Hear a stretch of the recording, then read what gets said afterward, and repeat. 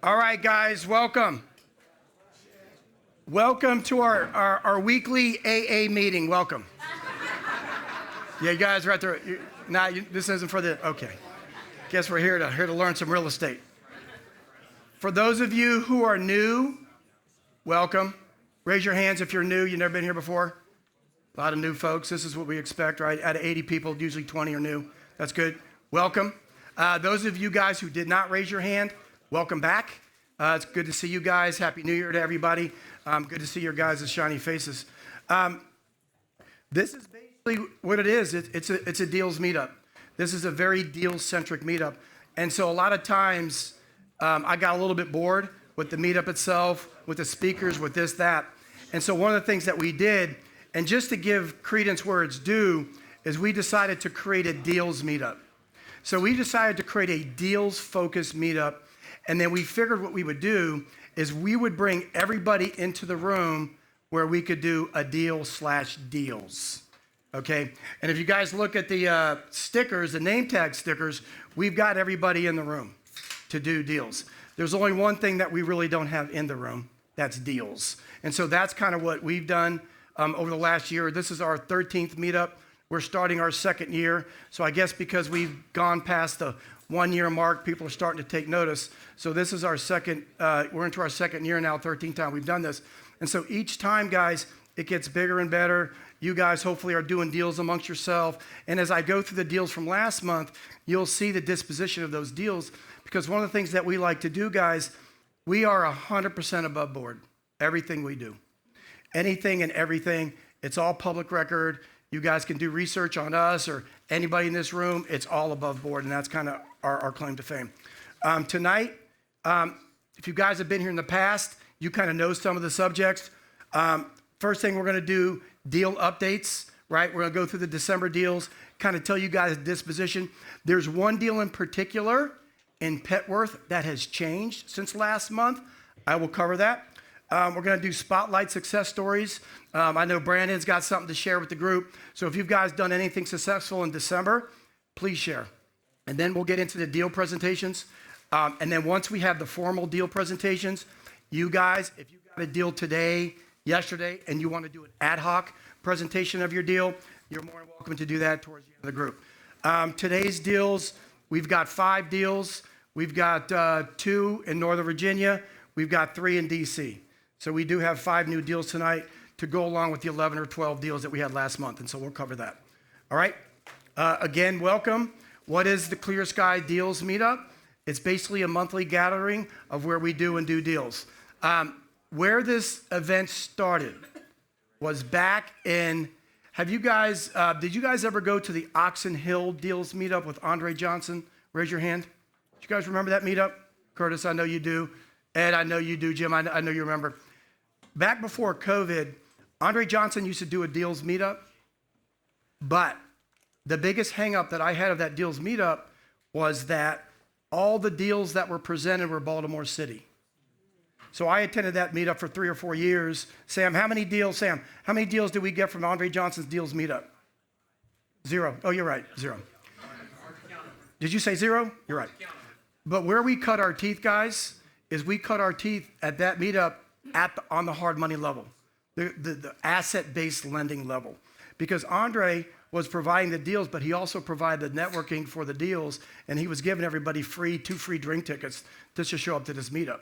Well, guys, we don't really provide the drink tickets, but that's why this isn't really an AA meeting, all right? So that's basically what it is. Now, I'm going to introduce you guys here in a second because I do have a few dignitaries at this meeting that I don't know that we realize. But y'all got name tags. Raise your hand. If you're a wholesaler, raise your hand. The wholesalers of the group. One of the things I strive to do is bring entry-level wholesalers into this group. I want the smaller guys here because I want to have these smaller guys become bigger guys. And I want these smaller guys to propagate deals through the meetup. All right? Does that make sense? Okay. Fix and flippers, raise your hand. Oh my gosh, right? We got a lot of fix and flippers. Why is that important? Because the next step is buy and hold investors. Raise your hand. I'm not you guys. Raise your hand. You should raise like 5 hands. I'm 9 in the corner. So now, who's a contractor? Raise your hands. Service provider, Mauricio, I see in the back. Contractors, raise your hands. I only got 2 here. 3, 4. Contract, I'm telling you right now, guys, you're going to look for the blues of the world. You're going to look for the purples of the world because those are your clients. Yeah? Title companies, raise your hand. Right? You're here. Title companies. I got 2 title companies that I know of. Andrea, where are you? Andrea, where are you at? I'm right here. Right there. We've got 2 title companies in the room. Funders, the green guys. Green guys, raise your hand. I've got 2 representatives from Freedom Bank here. Community Bank. Where's your partner at? Does he stay? Or do you leave? Oh, you're right next to him. Go ahead, raise your hand, man. Freedom Bank's here. Community Bank.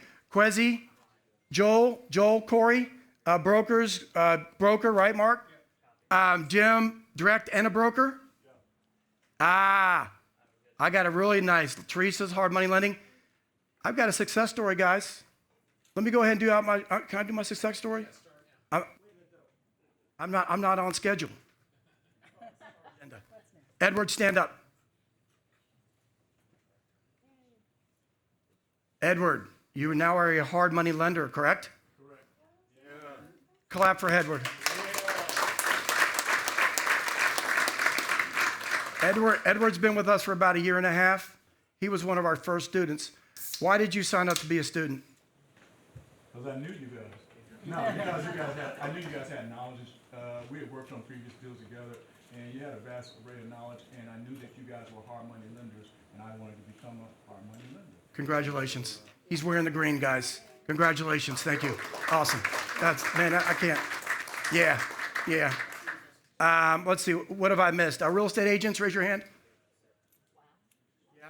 Right? Got a lot of investor-friendly realtors. You're the best. Raise your hand, girl. I can't tell you how much of a help she's been to us on the Maryland side. You do D.C. too? Yes. Maryland, D.C.? Yes. So we actually have people here from Maryland, D.C.? Yes. I didn't know that. Did you know that? Oh, welcome. Welcome to this side of the bridge. Wow. Sitting in all that traffic. Coretta. I'm also Maryland licensed. Coretta's Maryland licensed. Okay, anybody from West Virginia? Not today. All right. Well, we've had a bunch of West Virginia folks here. They're actually trying to infiltrate this market, but that's okay. That's right. We do deals with everybody. We're equal opportunity deal makers. Let's see. Service providers, trash out companies, or any other service. Tell them what you do. Trash out. All right. What do you do? Short-term rental property manager. All right. You all hear that? Property managers. Who did I miss? 1031 exchange. All right. How about commercial agents, commercial investors? Teresa. No, but we'll underwrite your commercial deal. There you go. Teresa's green too. So, okay, but now you guys are probably looking at me. You're like, Charlie, what in the hell are you doing? Are we a hard money lender? Are we? We're direct, right? Why? Oh my God. Why are we allowing all these other funding sources into this meetup? Guys, we care, but we don't care. Because we want you guys, number one, to be able to get the funding for your deal that makes sense. And more importantly, number two, the funding that makes sense from a leverage standpoint, from an interest standpoint, from a strategy standpoint. We're all not buy and hold investors. We might need DSCR funding. That's not something we do. We might not fund in Baltimore City, up and down that Route 40 corridor, 10 blocks by 10 blocks. We might not do that. But there might be somebody in this room that does it. We have our own appetite, right? So that's why it's very important for us to bring what we call complementary partners. And so last but not least, did I miss any other big category before I move on? Lawyers, raise your hand. Lawyers, raise your hand. Ed? Lobbyists, where's the other lawyer? No. Title company attorney, raise your hand. Who else is an attorney? I thought I had one more attorney in here. No? All right, we got lawyers in the room. What kind of lawyer are you? General real estate. Contracts or No. general real estate?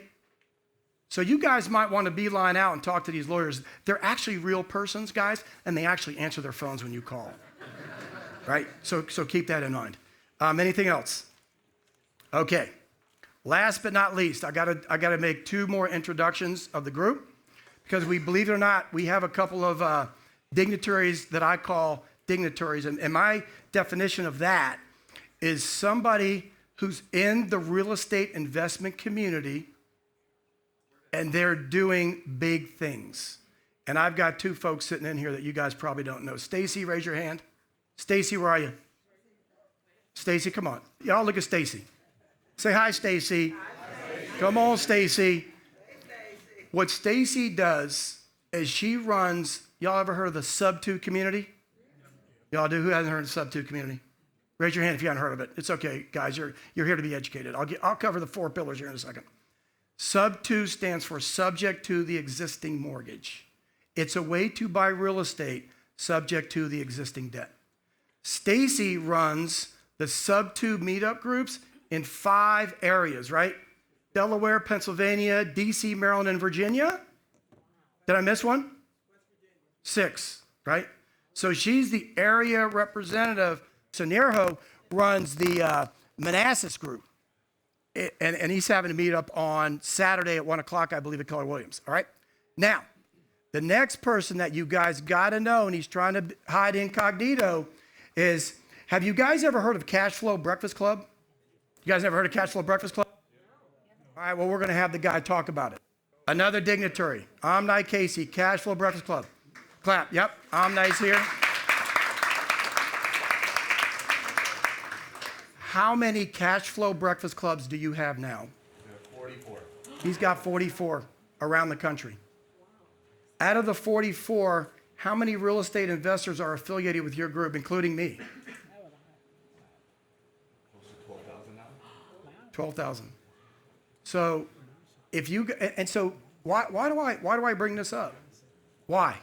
Because guys, as a real estate investor, I'm a proponent that you need to plug in all these different groups, guys. There's no one size fits all. Whether it's Cash Flow Breakfast Club, whether it's Sub-2, whether it's Grid, whether it's Traction, whether it's blah, blah, blah, you guys as real estate investors have got to be plugged in, right? Because the number one reason why is what? Networking, right? And so tell everybody, what exactly is Cash Flow Breakfast Club? Explain to them who you are and your philosophy, and I have a microphone for you. Because I'm really happy both you guys are here, Stacy and Omni, for sure. Awkward. Yeah, Hey, of Charlie? course it's awkward. Like you've never done this before? No, You've first never time. spoken in front of a crowd before? First time. All right. Hey guys, good to meet you guys. Omni, Casey here. We did the Casual Breakfast Club. You used to come to every single one in every single location. Huge supporter. Like this, it's getting people together, education. Whether it's brand new, whether you have 1,000 doors, there's something in the room. We try to do deals in the room, but not to this level. We want to teach you to go find those deals and hopefully collaborate with people in the room. So my goal is to have a Casual Breakfast Club in every major city in the United States so that if you are looking to invest in another market, you can go look up that market, connect with those leaders, connect with those people, and plug into that team to get that done. So we started growing a few years ago, and it's been pretty exciting since. Well, welcome. Thank you. Appreciate it. Welcome. Thank you. Thanks, Omni. Okay. Before we get to the legal disclaimer, I've got to explain what our 4 pillars are, guys. So we actually have 4 pillars here, believe it or not. Number one, and you can rate them any way you want. For me, number 1 is education, real estate education. Omni does a great job of it on the cash flow side. We do a good job on it on the full roadmap, just like Omni. We do a decent job. Number 2, hopefully you guys will be entertained. All right, I hope. Okay.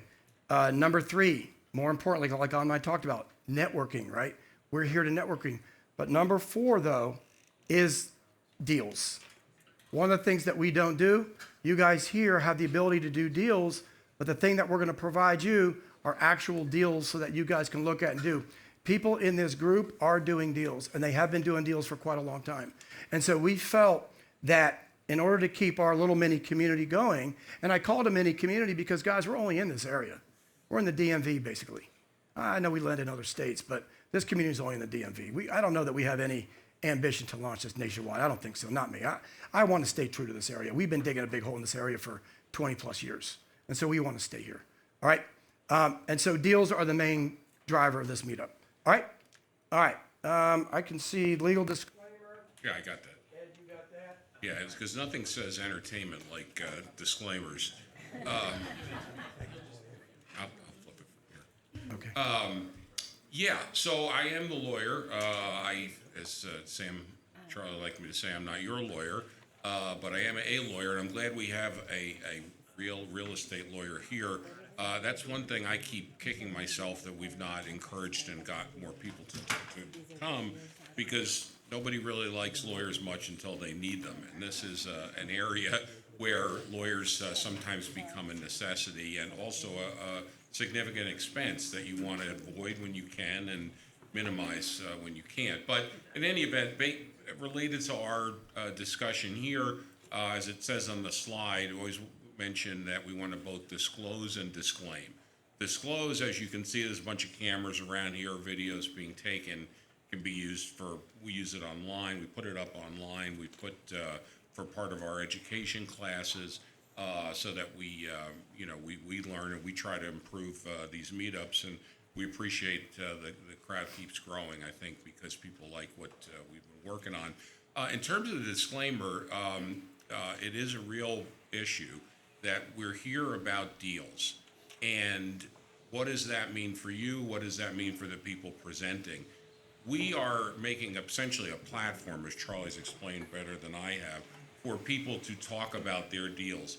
We, Clear Sky, do not vet the deals. We do not assess them for being good, bad, or indifferent. We may comment on them, we may mock them, we may compliment them, but that doesn't mean we're doing a full analysis or giving you a particular thing to do. And indeed, some deals are great for some people and terrible for other people. So ultimately, you are, responsible for yourself. We're all adults here. Make sure that you do your due diligence, because you can lose money. We like to talk about making money. We've done very well in terms of making money, but you can lose money, and we've had deals that have not worked out. Everybody has. Those are Things called that- rentals? yeah.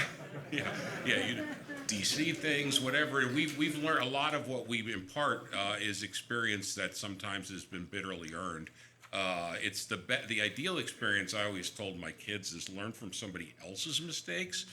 So hopefully we can impart that wisdom, and anybody who's had mistakes or whatever, we want to hear about that. That's very important. So, but I thought this is all theoretical. It's all words. So I was trying to think of a way to make it a little clearer. So I thought the best thing for the people of a certain age group is the cantina scene in Star Wars. And if you look around, this is not far off. I think this picture, you can decide which one I am here. But you have some problematic people. You've got the band, and somewhere in there is Han Solo. That's you, Ed. And is that me? Yeah. I'm not Actually, very you're Jabba musical. the Hutt, but I don't see him. That's right. Where's Jabba the Hutt? I think I don't see him. he's in that building somewhere. But anyway, that's for the Star Wars convention later. But the point being that everybody is interested in real estate. It attracts all types. So but I thought that's a little bit much. We still want to summarize it. And I think that's a good summary of real estate people and the process in general. Another quote, as Obi-Wan warns Luke Skywalker about this kind of business and life in general, you'll never find a more wretched hive of scum and villainy. So be cautious, but again, you can find good people in there, like a Jedi or Han Solo, and you can do deals. So with that, I'll turn it back over to Charlie to get into some more of our substance. That's right. That's right. All right, who are we? Thumb through. Who are we? We have a 6-pronged business model. We have fixed and flipped over 475 houses, and so we use that to build our capital stack. We have a lot of residential rentals. We've been gathering them throughout the years, so we own a bunch of commercial assets as well, so we're into the commercial space. Our fourth business line is hard money lending. We've got about $40 million on the street, Maryland, D.C., Virginia, North Carolina, Louisiana, and Florida. So we're what's called a direct asset-based lender. I don't check credit or check income. Basically, I just lend on the asset. If I like the deal, fix and flip, I'll do it. If it's a buy and hold and you need to refinance us out with a DSCR loan, then I need to know your credit score. And so that's our fourth line. Our fifth line is what Ed got us involved in about, 10 years ago? Is that about right? We invest in what's called DC tax lien certificates. We'll invest in Maryland as well, PG County, Montgomery County. Virginia is what's called a tax lien property state. They don't auction off the tax liens like DC does, so we're pretty heavy into the tax lien certificate space. Freedom Bank is here. They're one of our funding partners on the tax lien certificate space. And then our last business line that we recently launched, and we wrote a book a couple years ago called The Roadmap to Wealth in Real Estate Investing. And what it did, and I'll explain it here in a second, is we actually talk about our roadmap to wealth.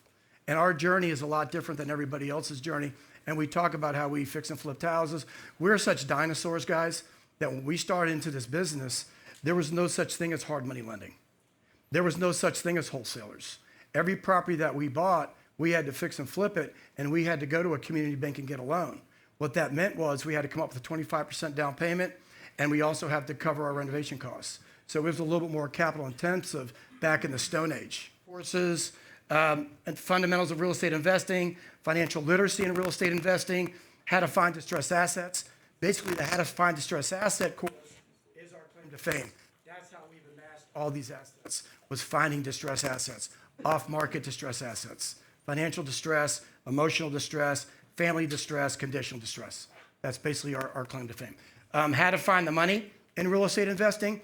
I literally just did a presentation on Monday night on how to find the money to invest in real estate by using little or none of your monies.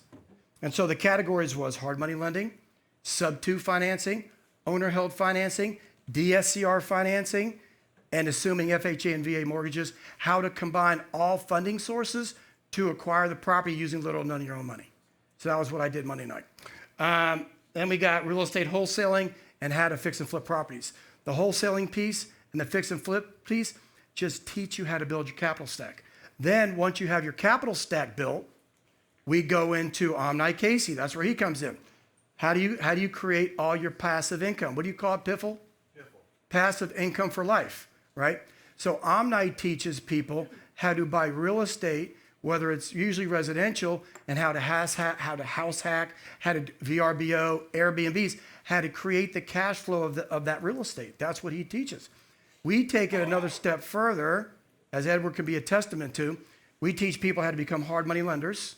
We teach people how to invest in pooled mortgage funds. Teresa, one of our students, invests in RV parks and trailer parks, mobile home parks, commercial passive investing on the syndication side. And so we do a lot of the different passive income strategies within our group. So that is the roadmap that we, and so that book basically is the story of our roadmap. Yeah, it's our story.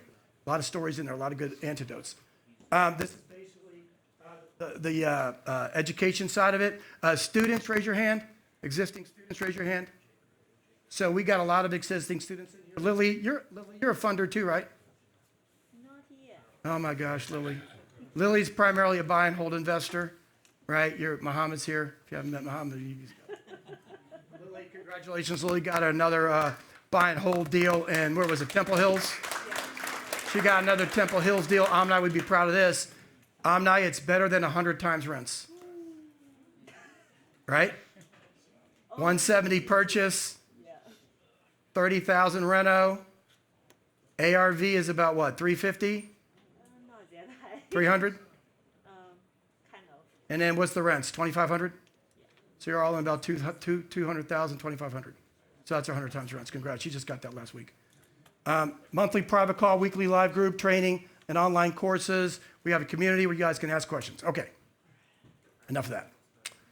All right. We launched something new. Coretta, you just asked me before this meetup, can I talk to you or can I get your advice on some things? Well, we've just announced the Roadmap to Wealth one-on-one private consultations that just launched January 1st. And what that is, guys, if you guys aren't interested in becoming students and paying a few dollars, it's not free, then you can call one of us. If you need legal advice, you got one of the best litigation attorneys in this area. He can give you legal advice. He can give you real estate legal advice. He can give you tenant landlord advice. He can give you anything dealing with real estate. He can also teach you how to do tax lien certificate investing. So if you want any kind of one-on-one private consultations, it starts at 15 minutes. It goes to 30 minutes, it goes to an hour, it goes to 2 hours. So we just launched that product January the 1st, okay? All right. Total acceleration program students profit to date, and the grand total is $1.845 million in profits that our students have made. Is that true or false? Wow. And where are you at in 3 months? How much money have you made? 95,000 in 3 months.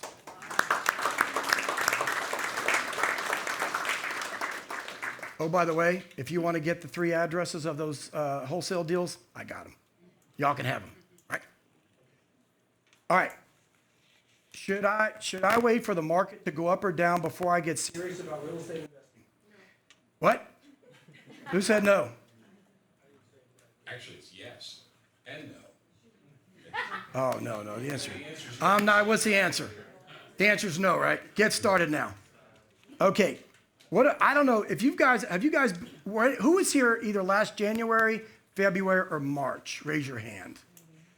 All right. One of the things that I talked about at the beginning of last year, what did I talk about? Number 1, presidential election. Remember, September to December was very slow because the community was anxious. Then we got the president in. We knew that was going to be turbulent. So what did I talk about? I said, guys, I wouldn't be surprised if 2025 was our group's best year ever in real estate, right? Was it our best year ever in real estate? Yeah, resounding yeah. Yeah. Because guys, the more turbulent the market is, the better it is for us. Would you agree? The old timers. Are we considered old timers? What do we call them? Are we called OGs? Or OGs, right? And so I called it out, right? And so you guys sitting here, even if you haven't done a deal, get in right now, jump in head first. Guys, our worst deals are deals that we own to this day. It was fix and flips that we bought in 2007, 2008, that we thought we were the man. I'm gonna make a lot of money in this fix and flip. Market tanked so bad that we had to turn them into rentals. No big deal. We were lucky that we were capitalized well enough to turn those guys into rentals. And so some of our worst fix and flip deals are rentals. But if you look at 2007, 8, 9, guys, what happened to the real estate market between 2009 and 2025? Shit, man, it's been like this. So are we lucky? There's some luck to it. Not really. So the more turbulent the marketplace is, the better we are. All right. I'm not interested in fix and flips. I'm interested in buying and holding rental properties. Will the strategy of buying distressed assets work for me? Yes. Lily, did you just buy a distressed asset? Yes. Yeah. And it's cash flowing, right? Yeah. So you got a couple things, right? You got the beauty of 100 times rents, good cash flow. And you also got the beauty that you bought into some equity, right? You nailed them both. Now, I'm nice here. Cash Flow Breakfast Club. That's what he teaches, man. He's the expert on this. This is a great strategy, guys. But the difference with us is we think and feel that you should buy a cash flowing vehicle, right? But also buy into equity. Buy into an equity position, guys. So what you're doing is you're creating the cake, right? You've got this cake, right? And the cake is the asset. The cake is the value that you bought into the asset at a good equity position, right? And the cash flow. But guess what, guys? The icing is the market appreciation. But I would never sit here and tell somebody to buy an asset because I'm banking on market appreciation. I'm banking on it. That's not the case. Guys, you can't count on market appreciation. That has to be the icing on the cake. Now, once you get it and you're fully levered up, that's better for you. And that's how we've created most of our wealth, was basically off of our rental portfolio. And so all we do is we use our rental portfolio that's going up in value. We use guys like Freedom Bank. Man, you better increase your credit limits. I'm just kidding. So we use guys like Freedom Bank to give us big lines of credit so that we can use it into the hard money space. Or I can use it to buy a commercial distress asset, right? So we lever those banks, but that was off of our rental portfolio that we have cash flowed since at least 2009, most of them, right? But that's a great way to build, guys. Okay, you're teaching all your students how to find distressed assets. Doesn't that mean there will be a lot of competition, making it hard to find deals myself? Tien, raise your hand. Tien used to get, I'm gonna call you out. Tien used to get so mad at me because she's like, so she does about one fix and flip a month. How many rentals So when Tien found out that we were launching this coaching mentoring program, she got mad at me because she was like, "You're teaching all these students how to find all these distressed assets. They're gonna break into my territory. What the hell's wrong with you?" Did you say that? Maybe not so much. Maybe not so much. Guys, what we teach people to do, we teach people how to create their own distressed asset database, distress lists. So you have how many, 2,000 on yours now? So if somebody has, let's say 500, you might intersect maybe 20 or 30 of those properties, guys. What we teach is everybody in this room, look around the room. Everybody in this room, you competitors, guys. Fix and flippers, raise your hand. Wholesalers, raise your hand. Keep your hands up, fix and flippers. Wholesalers, guys, you guys are all competitors. Hate to say it, we're all chasing the same thing. But we are taking a student and we're teaching them how to go on their own, create their own fiefdom, separate themselves. Coretta, I want you separate. I want you separate from Lily. Coretta, I want you separate from Tien. I want everybody separate. Now, you're going to intersect, right? Because if we're looking at the same pre-foreclosures, yeah, a lot of the pre-foreclosures are going to be the same. But if I'm only focused in Loudoun County, but Tien's focused in Warrenton, Fauquier County, you guys are in two different areas. Lauren, are you here? Lauren's probably not here. Lauren's focused on 22308. That's the only place she's going to go to find her properties. She's done 4 fix and flips, average of 150,000 profit per flip. She's made 600 grand in the last year in 22308. Yeah, it's real numbers, guys. Those are real numbers, right? What did you do? 90 grand, right? You did one in Stafford, you did one in Springfield, and you did one in Loudoun. When you guys say those are all different areas, people tell me all the time, "Hey man, there ain't no deals in Northern Virginia.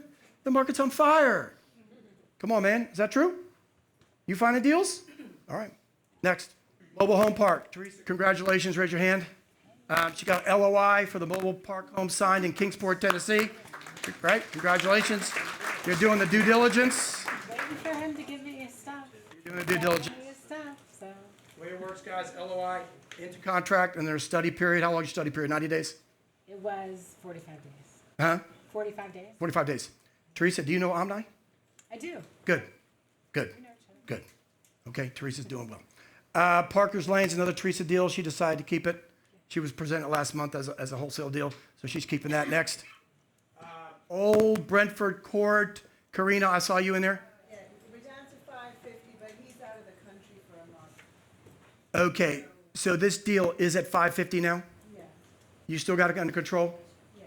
Okay, sorry, I put expired listing. I wasn't sure. But Karina has that deal. He's out of town for a month, so I'm not. I'm not. When you travel to Greece, could you talk to me? Yeah. Oh, okay. I'm joining. All right. All right, he's out of town. We'll worry about it later. Price might become 500. Yeah. I don't think Samson. Are you here? Samson. I don't think Samson's here. He had 2 wholesale deals. This one in DC is a $700,000 deal. That's no longer available. The one he had on Lawrence Drive in Falls Church sold. Falls Church. You guys know where that is? Northern Virginia. Oh wow. 4229 3rd Street. Okay, this is the deal I got to talk to you guys about. Jasmine, are you here? No, I don't think so. She's got pneumonia. All right, this is the deal I want to talk to you guys and bring it to your attention that you need to focus on. Who does anything in Petworth, Washington, D.C.? Raise your hand. Sam, I know you do. We might want to look at this. Nobody else? Nobody else? Are we the only ones? Yeah. Let me talk to you about this deal. She presented, it was 549. When she presented it last month, it was a sub 2 deal that she tried to present it with the interest rate around 3.5, something like that. The problem was though, if you bought into the sub 2 thing and you didn't keep it as a buy and hold, it would have cash flowed okay, but you were buying it a little bit above the as is price what it was worth. Okay, so then what happened was she decided that the lender is owed too much on it and she's going to short sale it. Do you guys, who doesn't know what a short sale listing is? The bank is owed more than what the house is worth. They'll take a short in their position to sell the house. We actually, raise your hand. We have a short sale going on right now on one of our loans right now. Okay, so she's got a short sale listing for us as a lender where the owner has agreed to a price. We've agreed to a short on that particular property and we're going to reattach another property with the difference. That's what a short sale is. They happen all the time, guys. Because the economy has changed and is always changing. You got to be on the lookout for short sales and REO properties, real estate owned. They're coming back to the market, guys. It's a turbulent market. Things are changing. People got to sell their houses. They're upside down. They're going to get foreclosed on if they don't short sale it. So what she did, and this is actually a good price, 4229 3rd Street Northwest. It's going to comp out between 750 and 800,000. It's going to need a lot of work on the renovation side. Any full gut renovations in Petworth, 150 minimum. Mauricio, you charge 200. You're shaking your head back there. I see it. I want that for 100. The reason why I'm into this deal, 2 reasons. Number 1, it's a single bank on the short sale, so you only got to get 1 approval. Okay, 1 lender approval. Number 2, anytime I buy in DC, what's my rule of thumb in DC, Sam? Divided by 2. I don't care where you're at in DC because those renovations are a lot. They take 9 months to a year. So if this property is worth $800,000, which it is, my target buy is $400,000. We're now at 380. So I'm telling you right now, guys, I could care less. I'm not making any money on this. Maybe I'll get the loan. I doubt it. But this last month, give her a call. All right, Nottingham Drive. That was you guys know Armando? Armando's another up-and-coming wholesaler. He presented 2 deals last month. They both sold. Short Ridge. Raise your hand, Miss Short Ridge. That's yours. Under contract. I don't know what's under contract for, $1 million, right? Million. So that's under contract. That's going to close in March, I think. February. Oh, that's all right. All right. East Cold Spring Lane. Miss Baltimore. This is the one by Loyola University. It's still available. We dropped it from $340 to $324.9. Omni might be another one for one of your students. It's right. It's literally half a block from Loyola University of Maryland. You want it? Oh, I love you. See, sub 2. And you know the area, right? Yeah, we have a contract with Loyola. You like it? It is almost adjoining Loyola. It's a half a block away. There. Yeah, right beside. If you want, those guys over there, they'll hold financing on it. They'll hold financing. All right, where we at? I think you're up, Brandon. All right, before I bring Brandon up, spotlight success stories. Anybody raise their hand from last month? All right, none? Come on. Tell them about your recent 2. You got 2, right? Can y'all hear me? Testing. All right, cool. So my name is Brandon. I'm a local realtor. I'm also one of Charlie's students. I also wholesale on the side. So last Monday we closed Wait a on minute. You wholesale on the side? I mean, yeah, wholesale. What do you do full time? Full time I'm a realtor, and I'm also getting to investing. So I will not be wholesaling for much longer, hopefully. Right. You'll be fixing flipping. Yeah, that's the goal. Yep. So last Monday we closed on a pre-foreclosure lead, and this deal was difficult because it was when I first called him, he was like, "Hey, it's only $20,000 in renovations." I get to the house and the basement is fully molded to the ceiling. Like, it was absolutely disgusting. We go in the house, there's like animal feces everywhere, and I'm like, "Mr. Muhammad, did you have a pet?" He was like, "No." Whoa. Feces? Yeah. Wow. Feces. We got a great story on that one. Oh, yeah. I'll tell it later. So, But guys, mold is gold. Right? Mold is gold? yeah, I made Would you agree? Yeah. Mold is gold. All right, keep going. I made Sorry. a good amount. Sorry. So, long story short, we were walking the house. We couldn't figure out where the shit was coming from. Literally? Yeah, Literally? So we walked to this room. I know where it's coming from. Yeah, we walked to this room, and there was a hole in the roof. So come to find out, there was a raccoon living in the house for over a year. So yeah, that was crazy. So we ended up closing on it last Monday. I had it under a contract for $433. I signed it for $460. No. Tell them what you. No. You had it under contract at $410.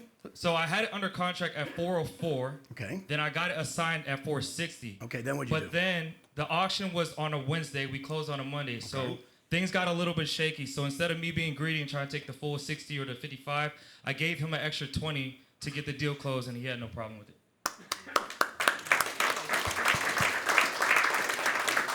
Guys, that's real life stuff, man. That's real life, right? Sometimes as a wholesaler, you probably know, you got to make some concessions to get this deal done. Andrea, where you at? Andrea, raise your hand. Y'all did that deal, I think, right? Titan Title. So was the buyer in the room? Shout out Titan. Was the buyer in the room? No. Was it Gary and them or no? No. Okay. So at least you had the title company in the room. You knew how to find the asset, and you made how much you make? 30? 27. 27. That's not bad. All right. Give us a second deal. What's the second deal? So the ARV was like 7 to 750. 700. Yeah, 700. You've got a 405. The reason why it 404. sold for 460 is because the person that bought it, he's not just doing a regular flip. He's probably gonna pop the top and add to it. So that's why he was able to buy it at such a high price, because the margins were bigger for him versus like a traditional, investor. In Springfield. Brunswick, right? Yeah. Like Yeah. close to Springfield Mall. You're lying. Northern Virginia? Yeah. You found a deal in Northern Virginia? I sure Damn. did. All right. I'm just asking. All right. Second deal. What is it? This deal is in Warrenton. I just got it under contract a couple of days ago. This is gonna be a short sale. So if you guys have any experience on short sales, let me know, because I have no idea what I'm gonna do. We're going to help you. Yeah. We're going to help you. Omni, what do we say? Fake it till you make it, right? We're going to help you. So any Right? short sale negotiators, I already sent you one. please talk to me. Michelle, short sales for you. Please. All right? Yeah. Yeah, that'd be good. About which one? Your short sale. So this one, I called him. His auction's about a month away. Hold on. Do you have a signed listing agreement? I do. Okay. No. Okay. Yeah, we're actually gonna go active Friday or Saturday, probably Saturday. What are the numbers? So his payoff is 401, right? The comps should really sell for around like 440. Okay. So I have it listed at 450, knowing it's not gonna sell at 450, but I was told that we have to list it at a certain price so the mortgage company can see that we actually try to sell it. And you got to have it on the market over a weekend. So it's got to be Thursday to Sunday. Yeah, I don't. Okay. I'm learning as I go. Is it one bank or two banks? Did you do title? We did not do title. Okay, that's the next thing we need to do. Okay. Okay, short sale. If you're going to sell houses via a short sale, make sure there's only one lender. I understand. If there's two, Second trust at the same bank. yes. Unless it's Wells Fargo. They're a pain in the butt. Iowa, yeah. So for the most part, 90%, 80%, make sure it's one bank, because you only need one short sale approval letter. If it's two, you still need two short sale approval letters. The problem is you got to get the timing to line up so that you can close this thing on time. That's the challenge. That's all right. Congrats. All right. Anybody else? Anybody else got any success stories? All right. Congratulations. Tian, you have a success story? All right. What's next? I think, Bobby, you're next. Yep, Bobby's up. Okay, Bobby, here's your microphone. So Bobby's got gonna it. do Are we on? We on? Oh, you got a There nice voice. is Oh, you're a on. house in New Orleans. They call the rise. Is it on? Sorry. Okay. I apologize. Oh, now it's on. I can hear it. Because I'm a low talker. I don't talk. Ladies and gentlemen, children of all ages, welcome to the 3-hour presentation on 1031 exchanges. Is that okay with the timing? I'm the Chuck Barris Gong Show. You guys There ever we seen the go. Chuck Barris Gong Show? Gong. No, section 1031 is my favorite section of the tax code, and hopefully by the end of this presentation, it will be yours too. I might speak a little quickly because I don't have that much time, and I can do it in 3 hours. But, because a lot of information. That's not, more cash flow, more cash flow, more equity, more listings, and closer to financial freedom. The basics that all realtors and investors should know. By the way, if someone wants to sit, who's standing back there, wants to sit in my seat while I'm talking, by all means. Yeah, we also have a overflow room with the monitors set up if you guys want. So we've got the monitor, and if you guys want to, we do have another screen in here and overflow if you guys want to sit in there. You're more than welcome. So basics that all realtors and investors should know. First thing, I guess, is 1031 is not for flips. It's for properties that are quote-unquote held for productive use in a trade or business or for investment, whatever that means. It means that it's held as a rental in general.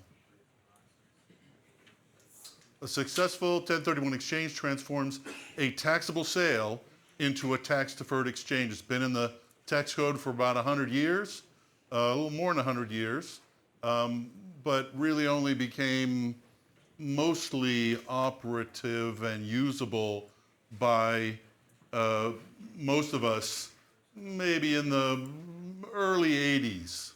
All the case law from the 50s and before that was Coca-Cola versus the IRS. You know, other big company versus the IRS, GE versus the IRS. Property held for productive use in a trade or business or for investment also means not personal use. So you can, yes, have a rental where you rent to a family member, but they've got to be paying fair market rent. So you're going to want to document that if that's the case. If Daddy was buying a condo in Blacksburg for Junior, we got to be paying fair market rent, not personal use. Your beach property, you got to be renting it out enough through Airbnb or whatever so that it's not categorized as personal use. Talk to your accountant about that. How many weeks? I think you're allowed personal use for 2 weeks, but it could be that in a shoulder season, I really need to go down there and make sure the cleaner is doing a good job. I really need to go down there to decide whether I want to change the hardware in the kitchen, you know. Honey, would you come with me and help me? It could take us all weekend, et cetera, et cetera. But not personal use. The exchange must meet all the IRS code requirements and timeframes in order to defer taxation, which is what I'm going to be talking about as we go forward. For example, a valid exchange requires property exchange documents to be in place at or before settlement of the relinquished property. I get a couple calls every month. Hi, I want to do an exchange. Great. When's your settlement of your relinquished property? Oh, it was a week ago. Now, I definitely have people who give me a call months in advance to kind of do the planning, and then I have people who call me, when's your settlement? Oh, it's tomorrow. We know that enough, and we can get them taken care of. Oh, we're in settlement now. Okay. We know that a certain number of people are calling me that late because otherwise I'd have more hair. So you get 45 days from the date of settlement of the relinquished property to identify one or more replacement properties, and 180 days to close on those properties, but you may not change your list after midnight on day 45. 180 days to close. The only time people really usually go that far out is a larger commercial property, which has a longer due diligence time frame. Pre-construction or new construction, I've had a bunch of settlements where we close on day 177 because it's a new construction situation. The 45 days, how do you prove that you found? We document it. I'll pick up on that a little more, but good question. Oh, you don't have to have it under contract, but I'll talk about it more downstream a little bit in a few minutes. Exchanges involve the assistance of a realtor, qualified intermediary, settlement attorney, title company, all working together, just like any old real estate transaction. You know, it takes a village. So why sell using a 1031 exchange? Because of tax deferment. Taxes are deferred potentially through several sales and purchases. If taxpayer does multiple exchanges over time, maybe forever. We say in this industry, we say swap till you drop. I was talking to someone in here who, was it Quasi? Quasi. Where's Quasi, Quasi? who has, so you really do have to buy real estate, and people who are looking for an exit strategy, who maybe don't want real estate. I'm not rating or endorsing the ideas, but we talked just for a few minutes today, and he said he's got this. There are a few strategies. And in general, from a vanilla perspective, you're selling one and buying one or more property. You're rearranging your portfolio. Even if you just have one property, it's just time. You know, maybe I'm moving to Texas and I don't want to leave my Maryland property. I want to move my equity to Texas so I can be closer to the properties. Other people may go the other way, say, I live here, I'm going to stay here. I want something farther away from me. I'm going to buy a property in Texas. Tax liability, recapture of capital gains is forgiven upon the death of the taxpayer. So if someone has got, this is not really 1031 exchange, but someone's owned a property for a long time, a rental property, They bought it for $200,000. It's worth $1 million. When the owner, the title holder, passes away, their people inherit it at a stepped-up basis. So instead of having to pay taxes on that 800 grand, their people inherit it at $1 million and can sell it the next day for no tax increase. Why should you sell by a 1031 exchange? You can get improved cash flow. Let me see if I'll stick with that example, 200 grand, $1 million sale, $800,000 in equity. If you just do a sale, so it's not a sale and reinvestment, which is that poor person who called me on the phone and had already sold. So they're going to pay maybe 8 times 3, 200,000, maybe more, 200,000 in taxes. So let's say they have 600 grand to reinvest. That's not bad. That's not a bad paycheck. And if they're going to roll it over and they know they're real estate investors anyway, they can put all 800,000 down on a new property or property. So what they can do, improved cash flow, either just because they picked a different property that's got better cash flow, or what property are you going to get better cash flow if you put 600,000 down or if you put 800,000 down? So you can also get more aggressive and say, I'm going to buy with 50% down. I'm looking for a property that's $1.6 million, and I'm going to put my 800,000 down. I'm going to have an $800,000 mortgage. You could also be more aggressive and say, I'm going to put 25% down and buy for $3.2 million. I don't usually I'll come down in numbers on a future example, but in terms of the improved cash flow, let's say that Charlie and I are buying a property that happens to be right next to each other, and I bought mine with a 1031 exchange, and he took cash out of his pocket as an investor. Maybe I have a lower mortgage. I can put more down. And what that might mean is if tricky times come, he's got to keep his rental price at $2,500 because he's got to cover his nut. And I'd like to keep mine at $2,500, but I'd rather not have it vacant. So I can lower because I've got less leverage, because I put more down because I had a 1031 exchange, essentially a no interest, no repayment, no timeline for repayment loan from Uncle Sam, because I didn't have to pay them 200 grand in taxes. So I can lower my rental rate to 2,200.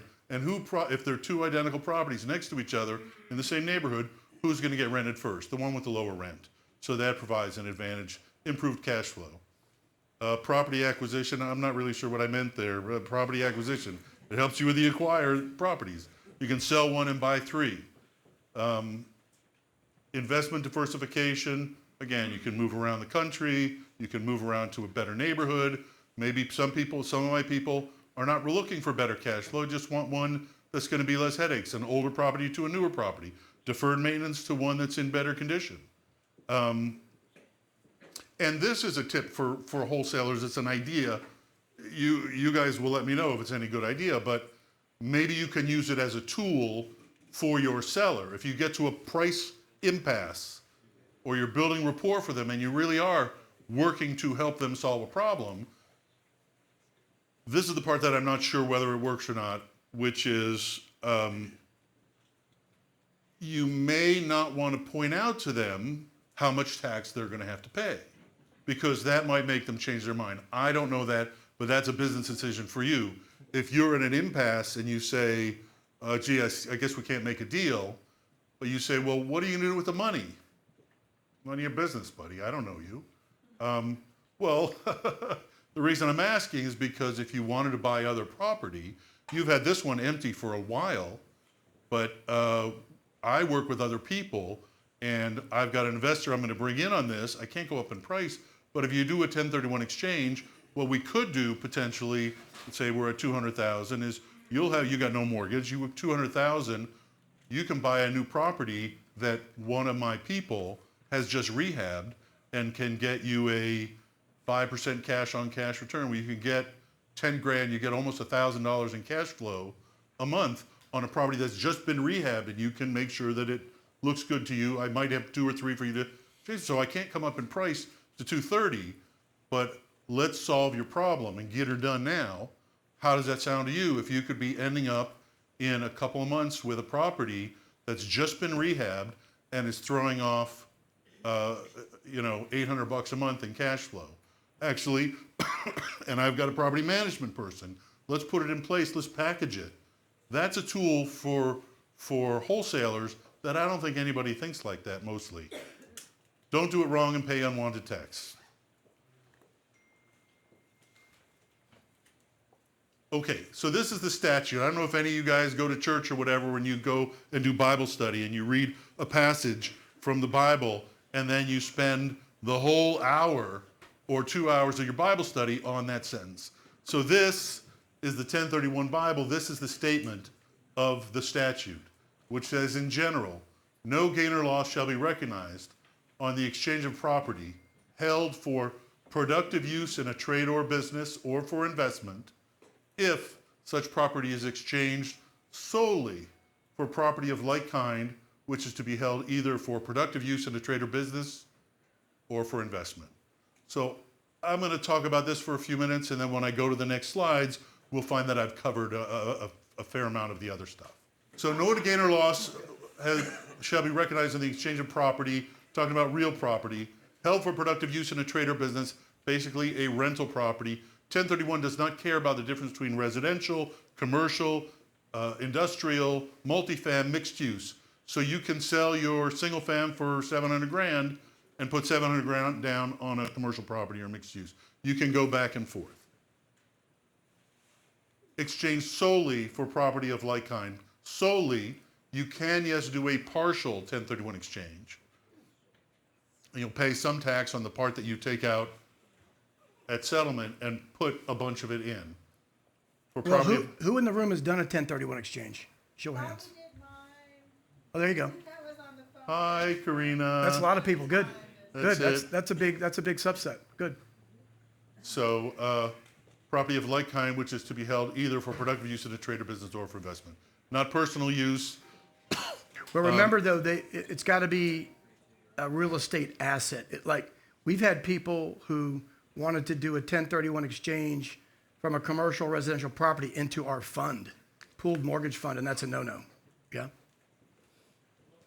You have to, right, ownership in an LLC is a piece of paper, is personal property. Ownership like stock in a corporation is a piece of paper that says, this is what I own. I own one piece of paper, which is part of this corporation.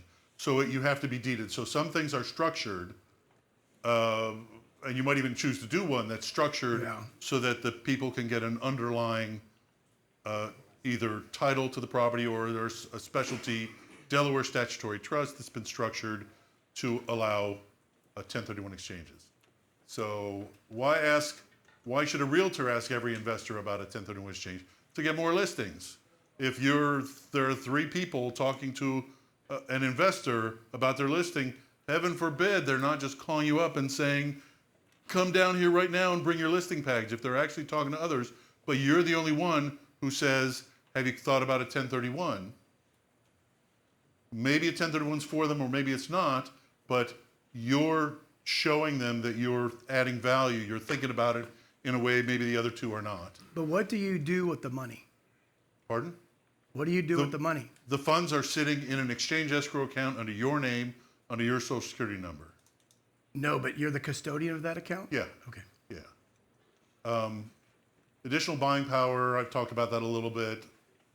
Additional commissions for the realtor, because you end up with a motivated buyer in cash who has to buy one or more replacement properties within 180 days. Otherwise, they're going to pay 40 grand, 90 grand in taxes. Now, have you ever dealt with DSTs? Delaware Yeah, Statutory Trust? all the time. I don't do the brokerage function, but I have my customers do that. Help secure listings by demonstrating knowledge and concern. Also, you can set it up and bring me into a conference call. Sometimes they'll answer questions for the 1031 doctor that they won't answer to you. Oh, are you the sole title holder? How much is your mortgage? Well, just take the listing. I'm not, what are you going to do for me? I'm not telling you this. Building goodwill with clients. 1031 exchanges are good for America. properties get improved.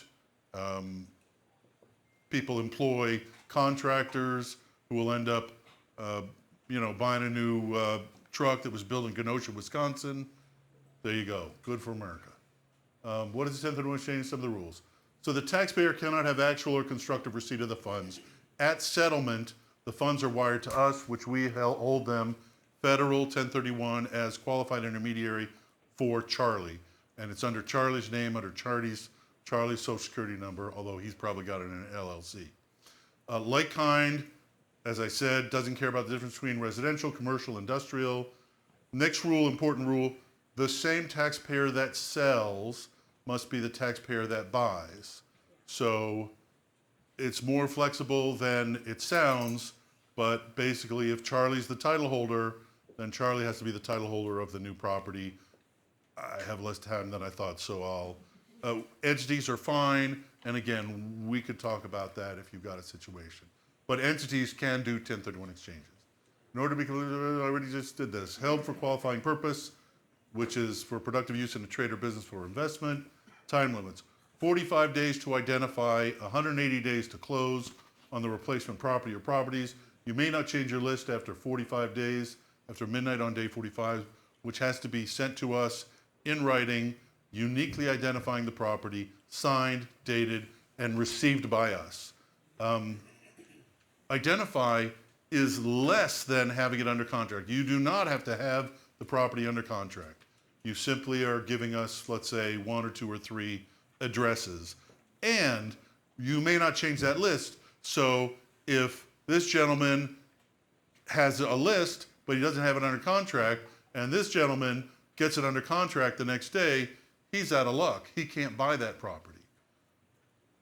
Tactically, I've had that happen where I would tell Mr. Brandon to, okay, sorry you didn't get that property, but why don't you keep after it, take a look.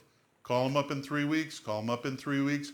Maybe this guy doesn't close. Not everybody closes on a property that gets under contract. And maybe once or twice a year, I'll have my people end up being able to pick up, a couple months later, the property that someone else got under contract. And that's true even without the 1031 exchange.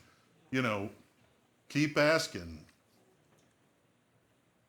Notice of identification. So by midnight on day 45, you narrow it from all properties in America down to a very short list. There are 3 rules. I'm only going to mention 2 of them here. The 3 property rule, so that doesn't care about price. If you've got 200 grand to put down, you can, actually let me back up. I don't know why the rule wasn't here yet. Probably the next slide to switch those. In order to be completely tax deferred, you have to trade up or trade even in debt and trade up or trade even in equity. So from Uncle Sam's viewpoint, it's a continuation of the same investment. So if you're selling a $500,000 property with 200 grand in debt, in order to be completely tax deferred, you've got to match on the new property or properties combined, you've got to match the debt and match the equity so that it's a continuation of the same investment. You can buy one for 200 grand all cash and one for 300 grand with 100 down and a $200,000 mortgage. But if someone takes their 300 grand in that example, $500,000, 200,000 in debt, I don't want no stinking mortgage. With all due respect to the mortgage guys in here. They want to just buy for 300 grand all cash, that's fine. And they're not going to get, they're going to end up having to pay a fair amount of taxes still by not matching the debt and the equity, which goes back to a comment I made at the beginning, which is you got to swap till you drop within the confines of the 1031. So It switched, I don't know why. I'm sure I got excited. Although it went back. Did it go back? It went back, yeah. Okay, that's cool. 3 property rule. You can identify 1 or 2 or 3 properties, regardless of the price. I've got 300 grand in equity. I'm a young Turk. I want to put 20% down. So 5 times 3 is $1.5 million. I want to find $1.5 million multifam with my 300 grand down. The bank said they'll lend me the rest. You can, yes, do that. Identify $3.5 million properties with the 20% down. So this doesn't really, the 3 property rule doesn't care about the value of the property. It's a Boolean, either or, you pick a rule. The 200% rule goes from, says I'm going from a $500,000 property in my example to a lower priced area, $100,000 properties. I'm going to rural such and such, rural Florida, whatever. So they're $100,000 properties. Hey, Bobby, if I identify 3 $100,000 properties and buy all 3 of them, that's 300 grand worth of property. I have not met my trade up or trade even in debt and trade up or trade even in equity. So there's a second rule. The 200% rule says you may identify any number of properties up to 200% of the fair market value of the relinquished property. In my example that I've picked up a few minutes ago and I've been sticking with, a $500,000 relinquished property, says I may identify $1 million worth of property. If they're 100,000 each, I can identify, narrow down by midnight on day 45, 10 $100,000 properties. In order to be completely tax deferred, I've got to buy 5 of them because I've got to buy $500,000 worth of properties. I'm oversimplifying a little bit, but that's All right. okay. All right, let's get to the questions. You guys got any questions? Because we got Design, receive, we got to move on. Yes, sir. Go to the questions. Guys, got any questions? Any questions, guys? Because I was so good or I was so bad? No questions. BJ? Yes, sir. What is your role? Are you the QI, qualified intermediary? Yeah, I didn't get to that one. Yeah, so I'm a qualified intermediary. So your agent cannot be the qualified intermediary. Your attorney, your sister cannot be, your accountant cannot be. Anyone But you're who's also been an your attorney. agent. You're also an attorney too, right? But I'm not your attorney. So no, I do not give legal or tax advice. It's a great line. I've used it a couple times. I've heard that so before. I do not give legal or tax advice. To be the qualified intermediary, I cannot give legal or tax advice, which is why your attorney, your accountant, your realtor, small a agent, your attorney's your agent, small a agent, they cannot be your qualified intermediary. So a person or a company who facilitates 1031 exchanges, so we work with title companies, we don't do the settlement. We do not do the brokerage function. I get referrals from title companies, from brokers all the time. We're not doing that. We're just facilitating the transaction to transform it from a taxable sale into a tax-deferred exchange. In other words, you can only wear one hat, right? Yep. Yes. Yep. You had a question, right? And we make it really easy. All we need is a copy of the contract and the contact information for the title company. Yes, sir. Oh, in your model, I understand everything you said. How does your company make a profit? So our fee's about $1,000 for a round trip. One sale, one purchase. Really? Wow. So you have to make a lot of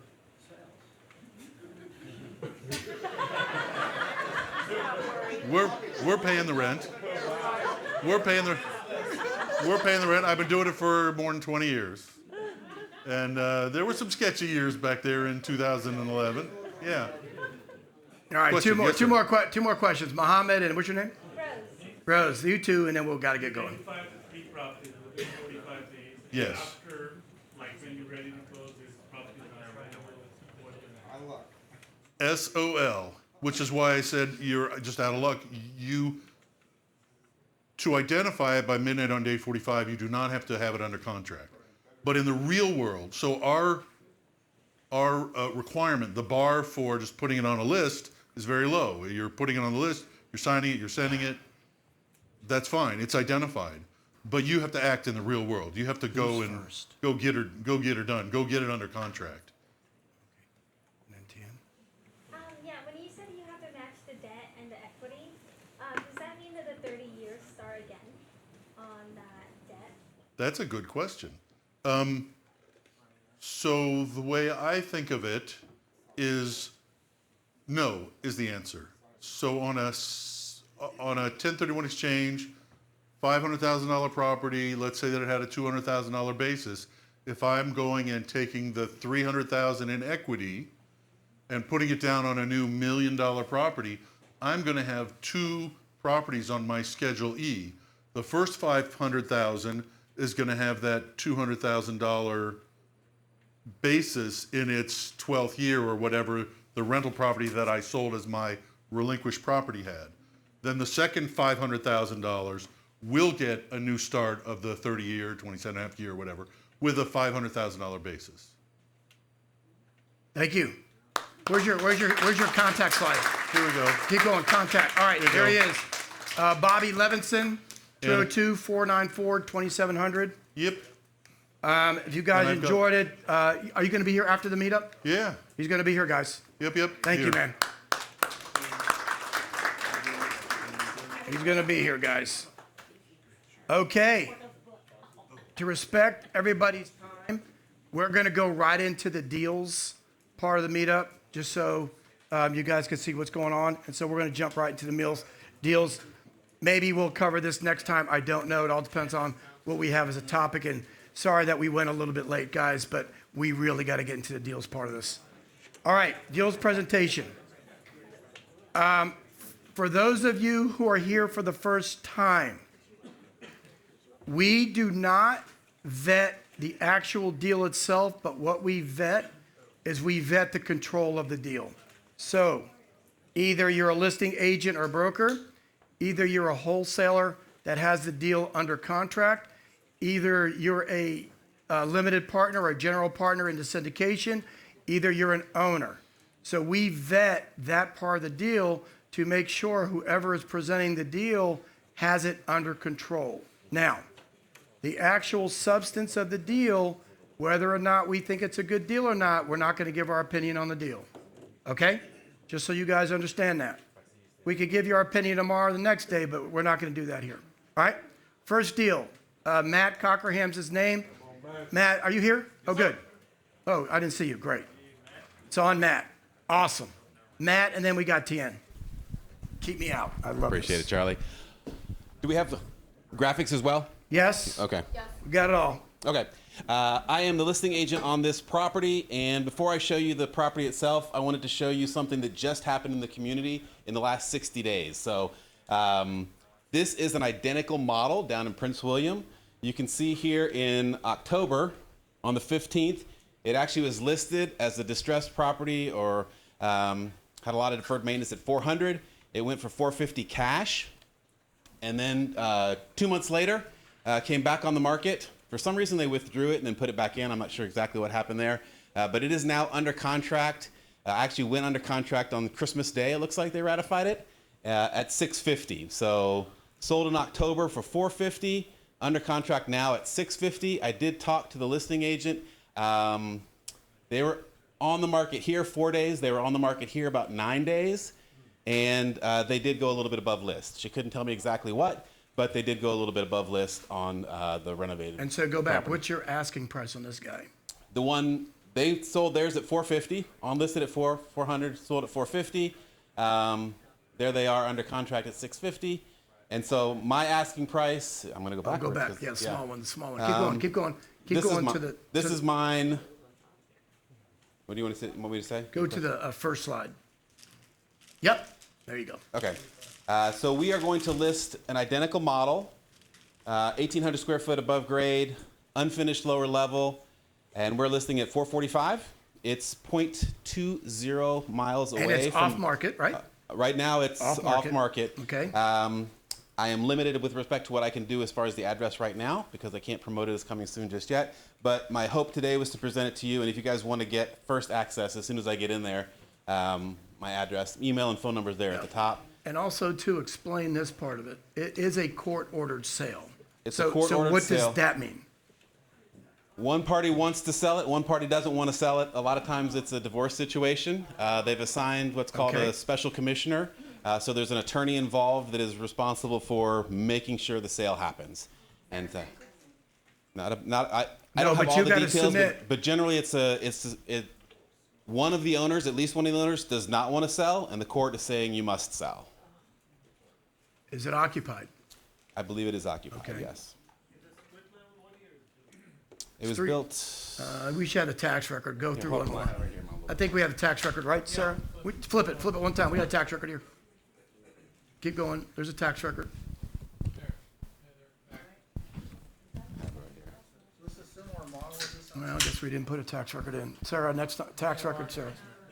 Tax record. You didn't put tax record in? 87. It's an 87, mid 80s. Oh, sorry, we did do the address. That's why. We didn't put your address in. That's Right, why. right. Yeah. Thank you. Yes. That was one. Yeah, you're right. This is the house in 1999. I will tell you, these bushes are probably about that tall now. There's a giant magnolia. You cannot see the house from the street right now. No. It's a three-level house. no. 1,800 over 1,900. Yeah, there's a little deck out off the back. So there might be some potential for there for one of you. And my hope today is if you have some interest to get a list created so that I can get you in there first. With these court-ordered sales, access sometimes is the biggest problem. So getting a group through there that might be interested in this property, I would love to be able to do that for you guys. I have renovation. I have not been in it yet, We haven't been in it. unfortunately. So This is sight unseen. no, I've not been in it yet. I can tell you from the outside, it's probably sort of top to bottom, but I don't know.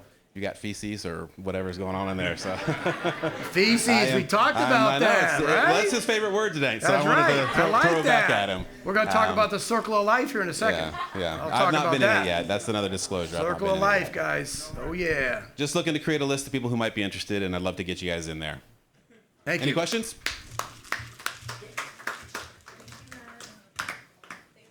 All right. Oh, sorry. Tien's up. Tien, you're up.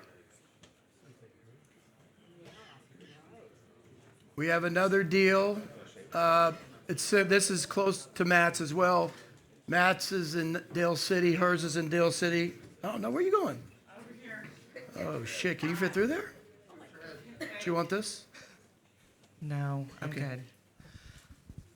Okay, so presenting 13428 Orangewood Drive in Dale City. 410, it's about 105,000 under tax assessed value. That's 2025 tax assessed value, so that's going to go up. 535, 800. Yeah. So, oh, sorry, did I say 105? No, it's Anyways. 535, 800 tax assessment. Is that 2025? Yep. Okay, so yeah, there you go. Over 100K under tax assessed value, I'm offering it 125, at. yep. And tax assessments come out in February, so that's going to go even higher. It's about a 75K reno. ARV is 580, potentially higher, depending on. There's really nothing on the market right now in that area, so they're. Role is blank there. What's your role? Huh? What's your role in this? Oh yeah, what is your role? Owner of the property. That's right, you do own it. Yes. I am asking the buyer to pay closing because you're getting such a good deal on this property. Fenced backyard, deck built in 1990. It'll be vacant in a 10 week days. and a half. Yeah, 10 days. January 24th. And yeah. Oh, can we? Yes. So 4 bedrooms, 2 bathrooms. 2,500 square feet. Thank you, Sarah, for making a red box. Below grade 792. Yeah, no, this is. Hold on a second. Is the there is no basement. So yeah, below grade. I don't know where'd you see? It's like a crawl, like a small. There's no garage. Right. Yeah, so that must just be some sort of small space. Yeah. Anyways, it's a really nice house. So 4.2. That's a 2.5. So 4 bedrooms, 2.5 bathrooms. All right, with these pictures. It looks pretty similar, actually. This is from 2000, I think 14 or something. But it actually, like, the inside needs some work. Obviously, it's pretty much cosmetic stuff. And the outside looks exactly like that, maybe a little bit of wear and tear. And then here's some comps. This one just sold or active under contract for 580. Very similar property. Also no basement. I made sure all my comps also had no basement. And then this one's 635. Slightly different looking on the outside, but similar in terms of bedrooms, bathrooms, and square foot. and then another one 570. So Yeah, and Carey- it doesn't look as like Well, Carrydale's 1973, so that's gonna be a little correct. older. Thank you. Yep. 'Cause So yours, what year is yours? 1990? 1990, yeah. Oh, So yeah. I mean, I think 580 is a very conservative, Yeah, I agree fair with that. number. I think it could potentially be a little bit higher, especially timing of the market. Yeah, if you guys are interested, let me know.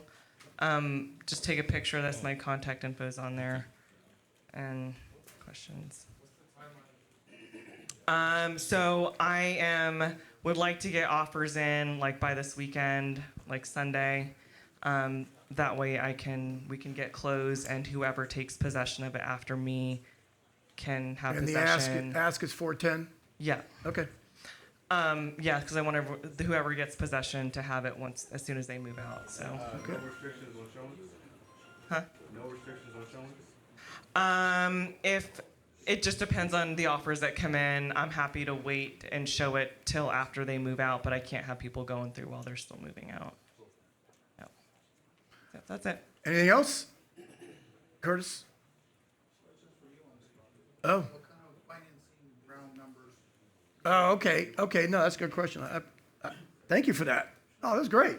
I love this. All right, get out your calculator. Get out your calculators, guys. Go, because I know this area so well, do 580,000 times 0.75. Give me a number. What's the number? 580 times 0.75. What do y'all get? Huh? Yeah, 0.75. 435? Yeah. All right. I will loan 435 on this. What's 435 minus 75? 360. Okay. So we'll do a loan at 435, 360 towards the purchase, and then we'll give you your $75,000 renovation. So if you used us, it would probably be 50,000 in plus closing, but we'll cover the renovation itself. It'll be a fix and flip and renovate loan. That's how we would build that loan. I would go 75% after repair value. Nobody else does that in this area on asset-based lending. Okay? Most of my competition goes 65 cents ARV, 70 cents ARV, and they'll go 85% loan to cost. I'll go, because it's in Deal City, I know the asset type, I know that ARV. If the ARV is 600, then I'll go 75% of 600. So if I can get higher on the ARV, then I'll loan more on the money. So we'll be at 75% because it is in Northern Virginia, believe it or not. And I feel comfortable with the market. I feel comfortable about the spring. So that 75% number is a live number. So there you go. That's how we build a loan. 580 times 75 was 435. So I'll go 435 on the loan. I'll subtract out the 75,000, 360 towards the purchase, plus 75,000, probably 3 draws of $25,000. Simple. That's it. All right? Anything else? Tia, where'd you go? Any more questions for her? Not for me? Okay. Thank you, Tian. All right. 703-587-2475 is your next presenter. So I'm Sam, and we own this with Clear Sky, where I'm going to go over 3 properties. I got them all. We've got them all at tax auction, and we've done some work on all of them. And the work we've done was to clean them out and get an understanding of what's needed for each property. And then the next step we took was we hired a design firm, and we have plans, and they're approved for the construction. So we got the permits associated with those plans. Is so Tim we Warren approved here? plans. Is Tim here? Tim's not here. Tim's not here. Yeah, but he did them, and he could modify them. But he designed each of these properties, and I can email you the plans for maximizing the yield in the neighborhood. So we looked at all the home configurations, whether they were 3 bedrooms, 2 baths, what have you, to try to max it out and also minimize the cost to construct while we're doing it. So the first one we're going to look at is 715 31st Street. This is a house, it's a shell at present, and it's designed for 4 bedrooms, 3 baths. We'll look at a picture of it in a second. We've got an ARV on it of 400,000. This would make a nice buy and hold. Actually, all 3 of these would make nice buy and holds because the rent ratios are pretty attractive. We did some preliminary analysis on it, and it would certainly make a good fix and flip. So we're going to ask on this one, 149.9, and we ran this in a prior month and haven't had some interest but haven't sold it yet. So it's 1,782 square feet. There's a nice community center right at the end of the street, and it's we've got the 3 bedrooms, 1 bath, but that's not what it actually is. Sorry. So those are the pictures. Yep, this is the current. It comes with the indoor shower. Yeah, it's daylighted all the way out. So, Wait a minute. so there's going to be some work. Are there feces in there? Yeah, there's Lot of feces? definitely feces. Well, we cleaned it out pretty well. Definitely, yeah. It's a shell in every sense. But the good thing about a shell like this is when you build the house, you're going to have the person who gets it's going to have a brand new property, and it's going to be very solid and last many years, and it'll all be inspected. And actually, it's a much nicer product than if you buy the neighbor's house who tried to renovate and leave all the existing structure where it's all wonky and the floors are all messed up and they're not built to current insulation standards. So this will be a really wonderful project, and so it will demand at the higher end of the market. Hey, Sam, remind me next time we show one of these to bring Dubois, the pictures of Dubois, so to show people it actually is done. Yeah. We had this exact situation a few years ago in D.C. It was a brick shell, and the thing came out beautifully. And it was previously a duplex, that one, and then we made it into a single.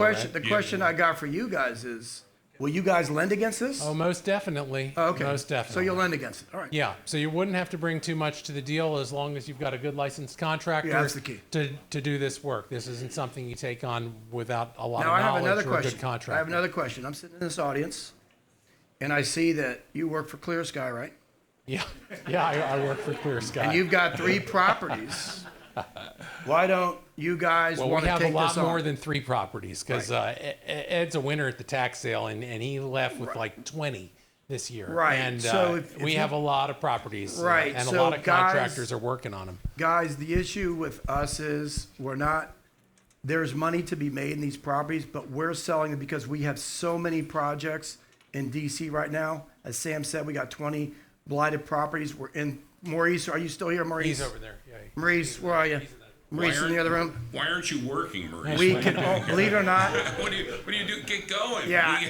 Even though we've been in the business for such a long time, guys, these are full renovations. We can only handle 3 at a time.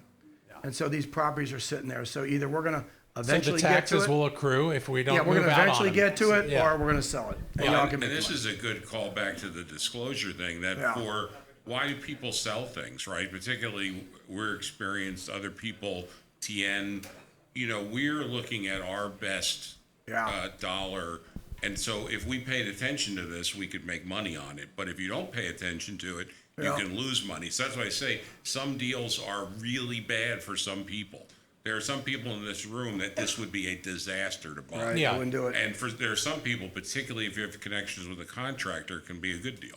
And we've already put plenty of money in here go actually. show the floor plan. We got the floor plan, because right? we've got the floor plan. Not only do you have the plans, but this was all full of trash. It's sort of expensive to get up out of there. There we go.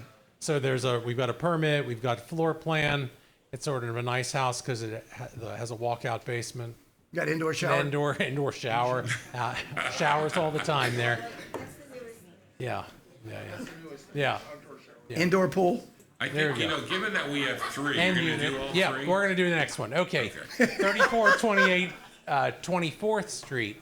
Now, this one was a lot of deconstruction. Maybe we'll see in the picture, but it had a small addition on the back.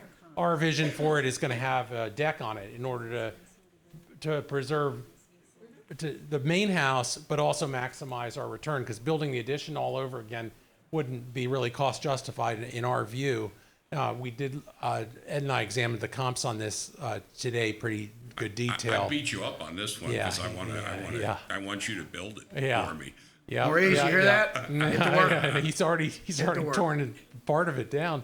So this one, it does need renovation, but it's all cleared out of the inside. So it's a 3-bedroom, 2-bath. It's one of the larger size units. We'll look at the tax record. It's not like a lot of square footage, but the other units in the neighborhood are 2 bedrooms, and they're quite a bit smaller.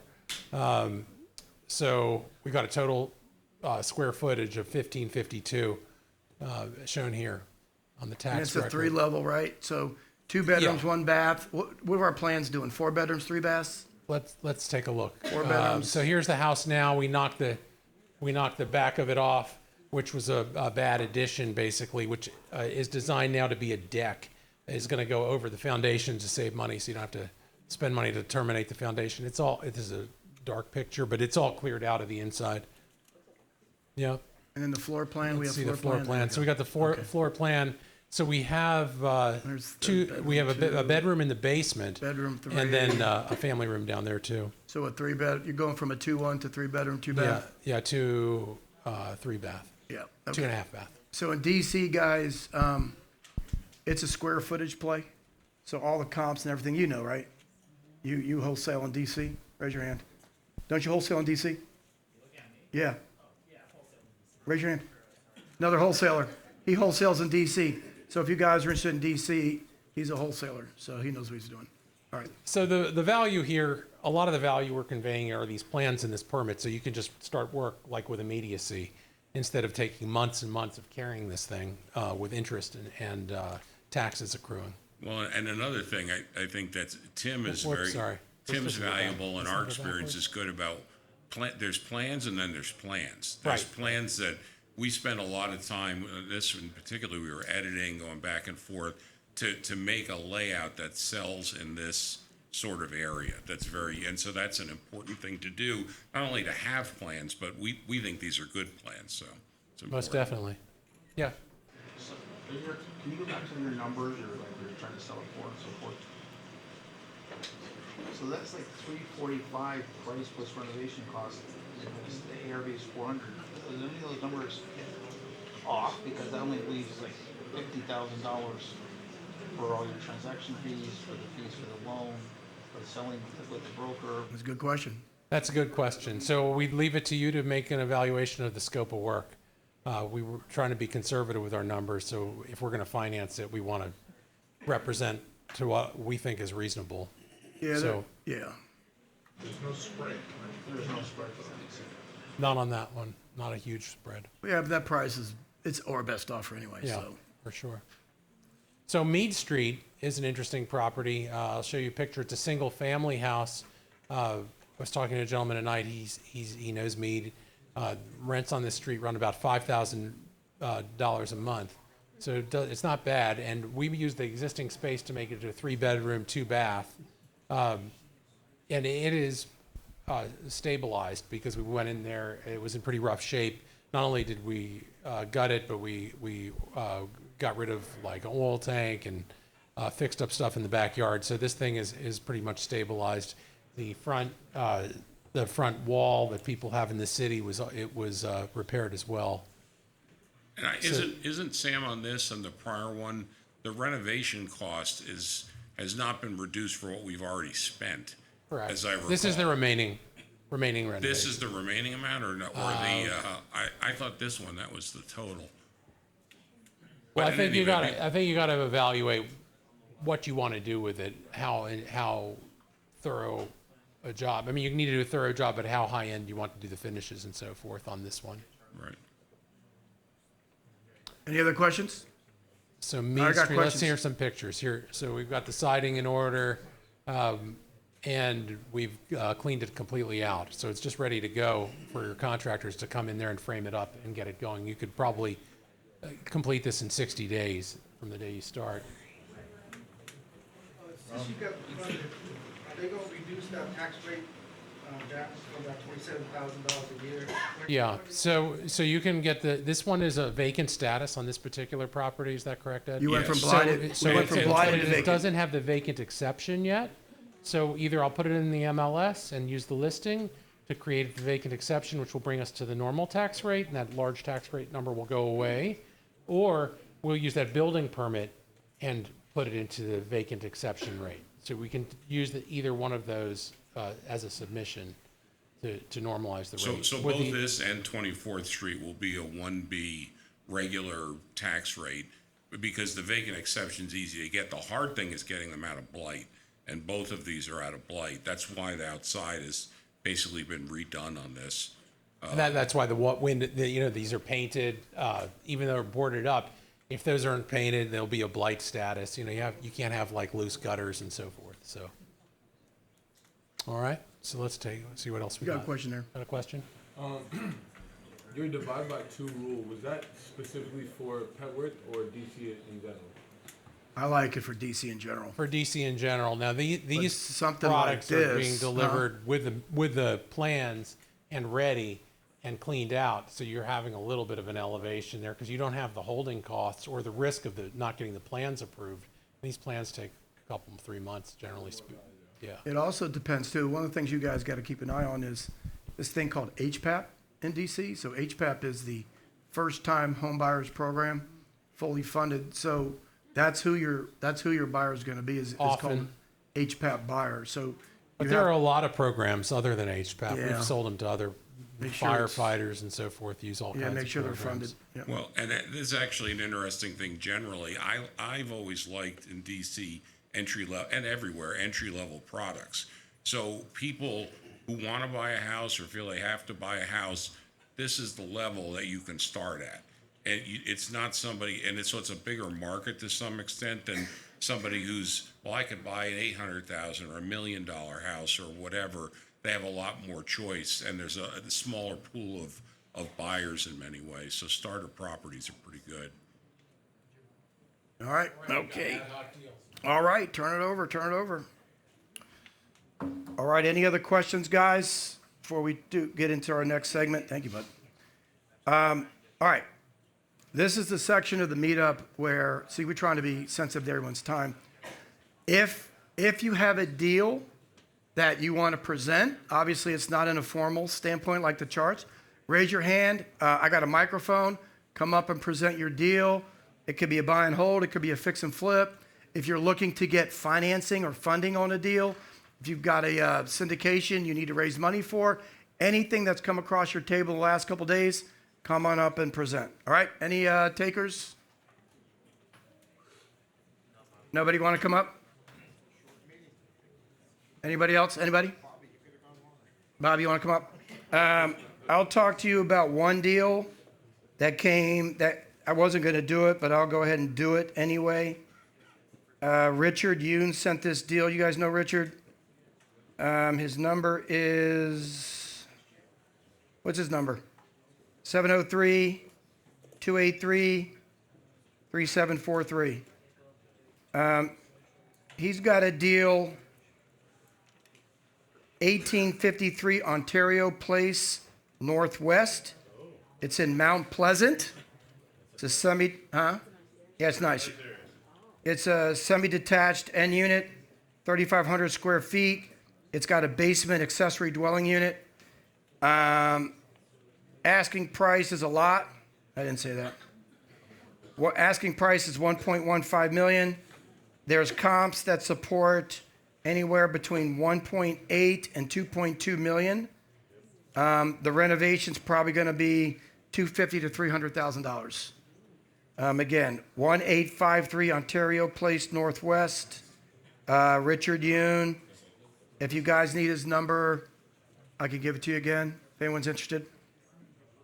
You're interested? You want his number? Yeah. 703-283-3743. That's ad hoc. Anybody else got anything ad hoc they want to present? Okay. Let's see where you at.